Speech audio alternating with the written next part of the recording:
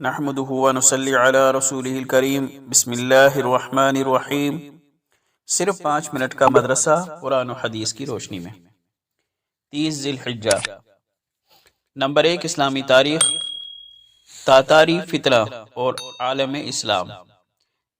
جب انسان خدا کو بھول کر آزادانہ زندگی گزارنے لگتا ہے تو اللہ تعالیٰ اپنے ابدی قانون کے تحت فتنوں اور آزمائشوں کا سیلاب بھیج دیتا ہے۔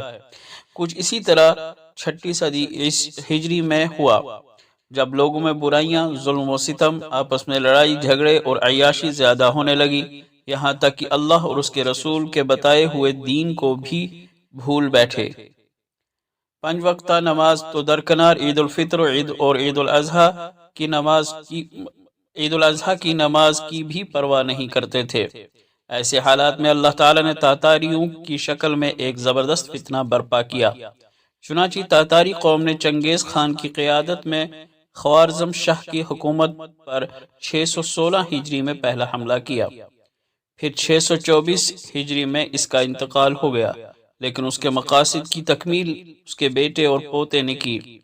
اس کا پوتا Hulagu Khan Iran, Turkestan, Bukhara, Samarkand, Hamadan, Qazvin, Nishapur وغیرہ میں خون کے دریا بہاتے ہوئے بغداد آ پہنچا اور پورے بغداد کو تباہ و برباد کر دیا، اور 40 دن تک صرف بغداد میں 18 لاکھ لوگوں کو قتل کیا۔ ساتھ ہی ساتھ اسلامی نشانات بھی مٹاتا گیا اور لائبریریوں کو تباہ و برباد کر کے کتابیں دریا میں بہا دی گئی، جس کے نتیجے میں دریا کا پانی روشنائی سے کالا ہو گیا تھا۔ اتنا زبردست حادثہ مسلمانوں پر کبھی نہیں آیا تھا، لیکن اللہ تعالیٰ کی قدرت دیکھیے کہ جس قوم نے عالم اسلام کو تباہ و برباد کیا تھا، خود انہی کو ایمان کی توفیق دی اور وہ پوری قوم مسلمان ہو کر اسلام کی پاسباں بن گئی۔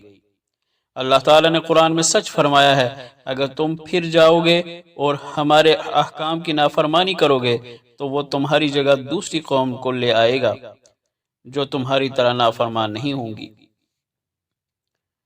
نمبر 2، حضور صلی اللہ علیہ وسلم کا معجزہ، بچے سے شیطان کا اثر ختم ہو جانا۔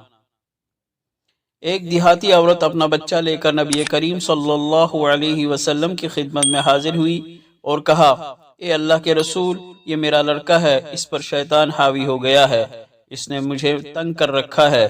آپ صلی اللہ علیہ وسلم نے فرمایا، اس بچے کو ذرا میرے قریب لاؤ۔ وہ بچہ قریب لے گئی۔ آپ صلی اللہ علیہ وسلم نے فرمایا، اس کا منہ کھولو۔ رسول اللہ صلی اللہ علیہ وسلم نے بچے کے منہ میں اپنا مبارک تھوک ڈال کر 3 مرتبہ یہ الفاظ فرمائے، اخصع عدو اللہ وانا رسول اللہ، او اللہ کے دشمن، تجھ پر اللہ کی پھٹکار ہو، دور ہو جا، میں اللہ کا رسول ہوں۔ 3 بار یہی کلمات کہہ کر فرمایا، اب اپنے بچے کو لے جا، اب یہ بالکل اچھا ہو گیا، آئندہ اس کو یہ تکلیف نہیں ہوگی۔ نمبر 3، ایک فرض کے بارے میں، عدل و انصاف فرض ہے۔ قرآن کریم میں ہے، مسلمانوں، یقیناً اللہ تعالیٰ تمہیں حکم دیتا ہے کہ تم امانتیں ان کے حق داروں تک پہنچاؤ، اور جب لوگوں کے درمیان فیصلہ کرو تو انصاف کے ساتھ فیصلہ کرو۔ یقین جانو اللہ تعالیٰ تم کو جس بات کی نصیحت کرتا ہے وہ بہت اچھی ہوتی ہے، بے شک اللہ ہر بات کو سنتا اور ہر چیز کو دیکھتا ہے۔ نمبر 4، ایک سنت کے بارے میں، والدین اور مسلمانوں کے لیے دعا۔ والدین اور تمام مؤمنین کی مغفرت کے لیے اس طرح دعا کرے، ربنا اغفر لی ولوالدی وللمؤمنین یوم یقوم الحساب۔ ترجمہ، اے میرے رب، میرے والدین کی اور تمام مؤمنین کی قیامت کے دن مغفرت فرما دینا۔ نمبر 5، ایک اہم عمل کی فضیلت، ایک آیت کا سیکھنا۔ رسول اللہ صلی اللہ علیہ وسلم نے حضرت ابو ذر رضی اللہ عنہ سے فرمایا، اے ابو ذر، تم صبح جا کر قرآن کی ایک آیت سیکھ لو، یہ تمہارے لیے 100 رکعت نفل نماز پڑھنے سے بہتر ہے، اور تم صبح جا کر علم کا ایک مضمون سیکھ لو، چاہے فی الحال اس پر عمل ہو یا نہ ہو، یہ تمہارے لیے 1000 رکعت نفل نماز پڑھنے سے بہتر ہے۔ نمبر 6، ایک گناہ کے بارے میں، مال کی لالچ میں کسی عورت سے نکاح کرنا۔ حضرت انس رضی اللہ عنہ نبی کریم صلی اللہ علیہ وسلم کا ارشاد نقل فرماتے ہیں کہ جو شخص کسی عورت سے اس کی عزت و بلندی دیکھ کر نکاح کرے گا اللہ پاک اس کو ذلت و رسوائی کے سوا کچھ نہ دے گا، اور جو شخص کسی عورت سے مال کے لالچ میں نکاح کرے گا اللہ تعالیٰ کی طرف سے اس کو فقر و محتاجی کے سوا کچھ ہاتھ نہ آئے گا۔ نمبر 7، دنیا کے بارے میں، بازاروں سے بچو۔ حضرت ابو درداء رضی اللہ عنہ فرماتے ہیں کہ مسلمان کی بہترین کوٹری اس کا گھر ہے جس میں وہ اپنی نگاہوں اور شرمگاہ کی حفاظت کرتا ہے، اور اے لوگو تم اپنے کو بازاروں میں اٹھنے بیٹھنے سے بچاؤ، اس لیے کہ بازار فضول اور بیکار چیزوں میں مشغول کر دیتے ہیں۔ نمبر 8، آخرت کے بارے میں، ترازو کو بھاری کرنے والے 2 کلمے۔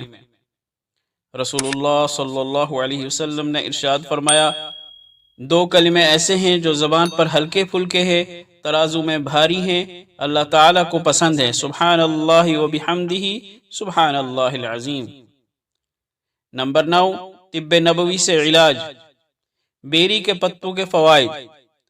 حالت احرام میں ایک صحابی کا انتقال ہو گیا تو نبی کریم صلی اللہ علیہ وسلم نے فرمایا اسے پانی اور بیری کے پتوں سے غسل دو اور 2 کپڑوں میں کفن دو، اس کا سر کپڑے سے ڈھانپا نہ جائے اور نہ اسے خوشبو لگائی جائے، کیونکہ یہ قیامت کے دن لبیک پکارتا ہوا اٹھے گا۔